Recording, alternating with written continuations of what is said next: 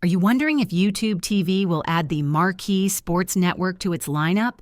In this video, I'm going to break it all down for you and explain the likelihood of this regional sports network joining the platform. If you're a Chicago sports fan eager to catch Cubs games, you'll want to hear this. As of now, Marquee Sports Network is not available on YouTube TV, and there's no official announcement confirming that it will be added soon.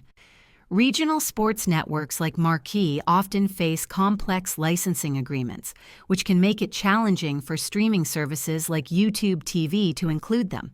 That said, YouTube TV has been known to negotiate and add channels over time, so it's worth keeping an eye on updates from both YouTube TV and Marquee.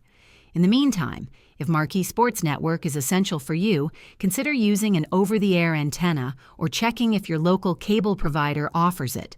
If this video helped you understand the current status of Marquee Sports Network on YouTube TV, please give it a thumbs up and subscribe to the channel for more helpful tutorials.